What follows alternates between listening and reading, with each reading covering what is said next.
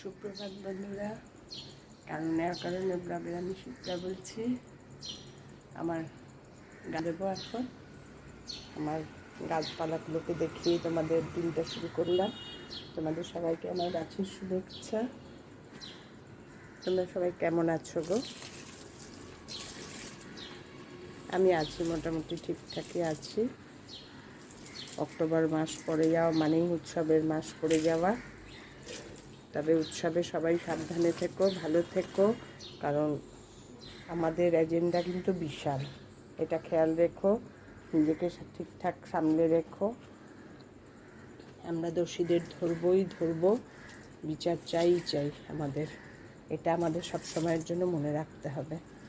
চারদিকে যা সব কুকীর্তি হচ্ছে, ভাবো মেয়েটা ভাগ্যে কিছু হয়েছিল, মেয়েটা হওয়াতে কত কিছু প্রোপাগান্ডা আমরা জানতে পারলাম। আমরা কত অন্ধকারে ছিলাম, কোথায় কি হচ্ছে না হচ্ছে আমরা তো কিছুই জানতাম না। চলে এসেছি পুবের বারান্দা। যেটা বলছিলাম, অন্যায়ের পথ জানো তো খুব মোটামুটি খুব তাড়াতাড়ি হয়ে যায়। অন্যায়ের কাজ যেগুলো হয় তাড়াতাড়ি হয়ে যায়, সফলতাও খুব ভালো হয়ে যায়, কিন্তু ওটা নট স্টেবল। ওটা কোনো দিন না কোনো দিন।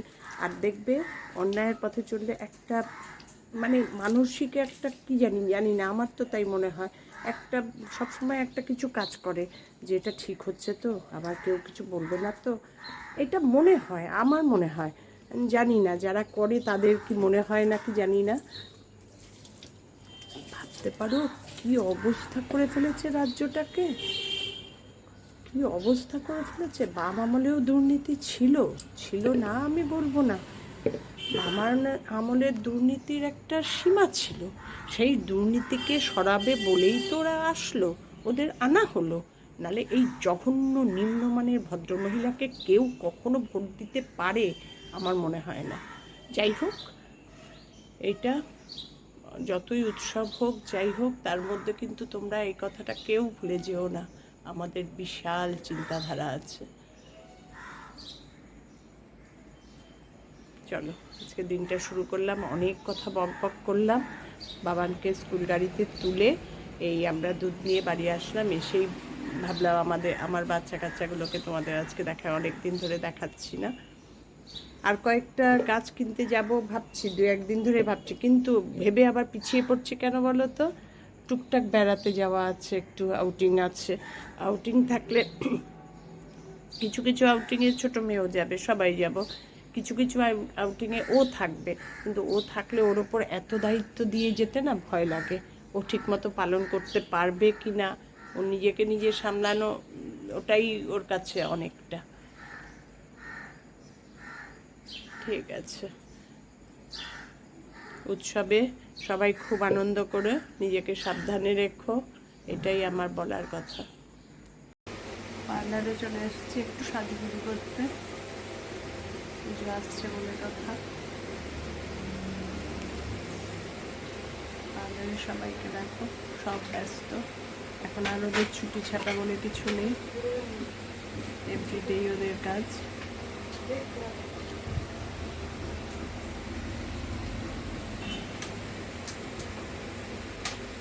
আমি একটু ওয়েটিংয়ে বসে আছি এখন, ওটা একটু রেডি করিয়ে তারপরে আমাকে ধরবে।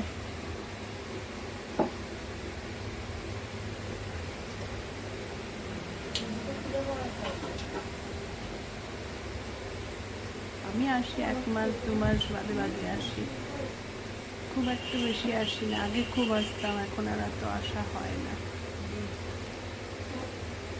তবে আসলে এই পার্লারেই আসি।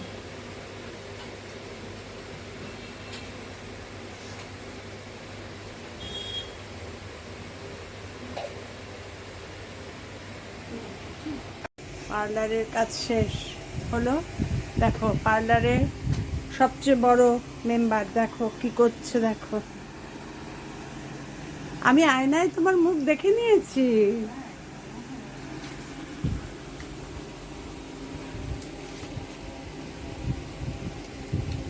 যারা আমাকে সব করেছে তাদের দেখো, এই যে আর একজন, তুমি একটু মুখটা দেখাও। আর ওনার তো আছেই অল টাইমই। আর একজন সুন্দরীও সাজছে। হয়ে গেল আমার পুজোর সাজ।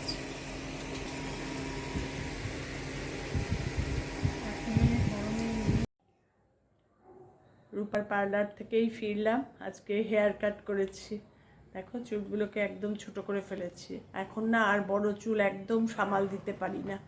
এই কোমর পর্যন্ত বড় চুল ছিল জানো, কাটতে কাটতে কাটতে কাটতে এখন এইবার গিয়ে এই একদম এই ছোট করে ফেলেছি। কী হয় বলো তো, ছোট না করলে না বেশি বেশি নোংরা হয়ে যায়। আমি এখন আর উইকে একদিনের বেশি 2 দিন শ্যাম্পু করতে পারি না, মানে অস্বস্তি লাগে শরীর, ভাল লাগে না। এদিকে বড় চুল হলে কি সপ্তাহে অন্তত 2 দিন তো করতেই হয়। আমার নিউ হেয়ার কাটের নিউ লুকস কেমন লাগলো জানিও। আজকে ভিডিওটা তাহলে এখানেই শেষ করছি। তোমাদের যদি আমার ভিডিও ভালো লেগে থাকে লাইক কমেন্ট শেয়ার করে দিও। আমার পুজোর হেয়ার কাট দেখো।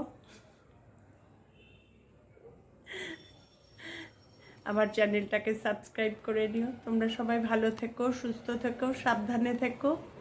বিচার হবেই হবে, কোনো চিন্তা করো না। বলে না যে দুষ্টের দমন হবেই হবে, শিষ্টের পালন হবেই হবে। এই আর কি কয়েকদিন আমাদের মনটা খারাপ। আর যার গেল তো গেল, মা বাবার কি অবস্থা ভাবো পুজোর মধ্যে।